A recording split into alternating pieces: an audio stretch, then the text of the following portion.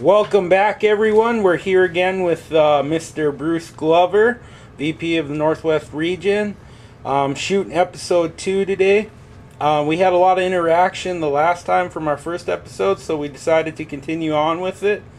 And the question that was proposed to us was, why do some production gangs work nights at the straight time rate of pay? It's another great big question, John. I think it's in 3 parts. To get the answer, I got to take you way back to PEB 219 in 1991, just like your first question. That was a presidential emergency board that followed a brief strike, and Congress imposed the agreement in July 1991. In that package of agreements that Congress imposed upon us, there was a package of so-called work flexibility rules. The railroads complained that maintenance away forces, particularly the production gangs, didn't have a big enough starting time window, and that cost them too much in overtime, or it made it so that they couldn't work when the work needed to be done.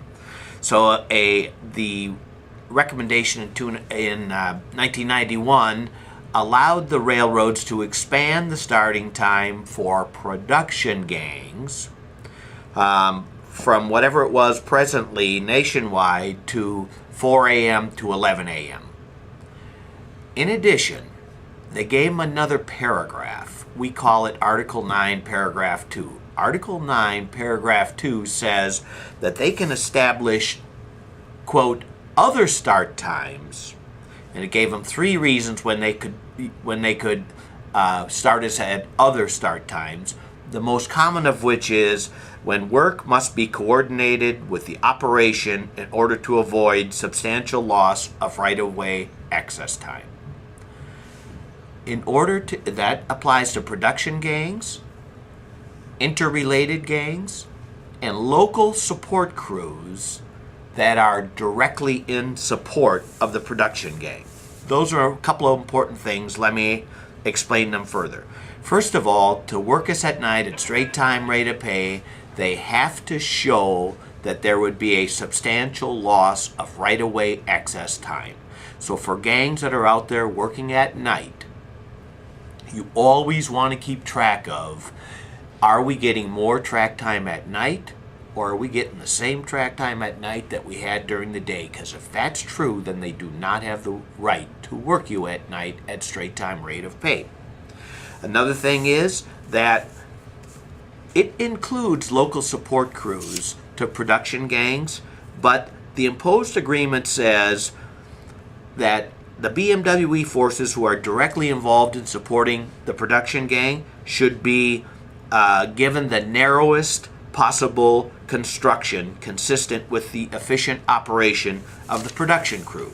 So that means you can't, just because a production gang is out there working at night, you can't have the local welders down the track welding because there's a window. You can have them welding there, but it's going to be at overtime, and they're not going to lose their straight time pay for their regular shift. So keep your eye on that. There's another provision that came with allowing the railroads to work us at night if they could show a substantial loss of right-of-way access time, and that is the restaurant. They added in the opposed agreement that if a carrier wishes to start a crew so early that a convenient restaurant is not open, or end work so late that a meal cannot be obtained, it will be the responsibility of the carrier to provide a meal to the employees at the work site or other place appropriate, convenient, and safe to the employees. So they can't start you so early or work you so late if you can't get a meal before or after your work shift. They can only start you at night if they can show there's there would otherwise be a substantial loss of right-of-way access time, and they can only have local support crews working for straight time at night if they are directly involved in supporting the production crew. Not related, not the section crew out doing its work because there's a window. That will be at overtime for them.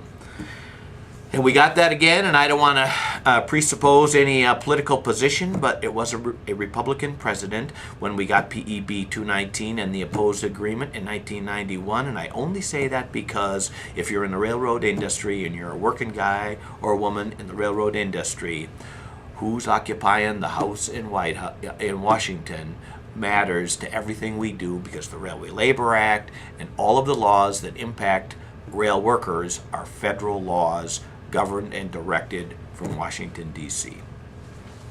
Well, that's we're going to go over our 5-minute imposed time limit here, because there's a spin-off of that.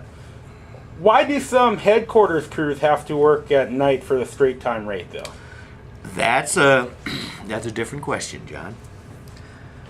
In 1999, well, it's related. Coming out of PEB 219, 1991, the railroads got the right to consolidate seniority districts if they could show a need to consolidate the districts. In 1999, after a long battle, series of negotiations, and an ultimate arbitration, the BNSF got the right to consolidate our then 47 districts, seniority districts, into the current today 9 seniority districts. Like often happens in arbitration, the arbitrator gave us some things that the railroad didn't like, and they gave the railroad some things that we didn't like, and that caused a negotiation to follow after that arbitration award. In that arbitration award, there was a large trade-off of all sorts of different things, and the agreement, at least in the north side, was ultimately presented to the membership for ratification, and it ratified. So the railroad got the right to consolidate the districts. At that time, the $1,000 bonus didn't apply to district gangs. We got that to apply to district gangs. Weekend travel didn't apply to district gangs. We got that to apply to district gangs. We got the right to bridge your $1,000 if you go get bumped off a district gang. We got bed and breakfast. If you were forced away from home, you got that little bit of money and some meal money in a room. Before that, you were sleeping in your car if you were forced away. So we got some things that were important to us. We got the 401k contribution. There was a series of other things, but we gave up some things. And one of the things that we gave up is we accepted an old Frisco start time rule that allowed them, for a single shift operation, to have either a 5 a.m. to 10 a.m. start time or a 3 p.m. to 9 p.m. start time. That applies to your local headquartered crews. That's why some local headquartered crews end up working in that 3 to 9 start time slot. They can't switch it back and forth. They would have to abolish a job and re-bulletin.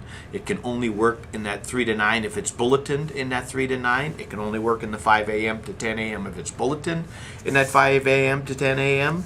But that was a trade-off that was part of the 1999 seniority district consolidation package. In both the production gang question and in this question, work at night should not be performed if the work area is not adequately lit and adequate safety precautions are provided to the employees that have to perform work outside in the dark.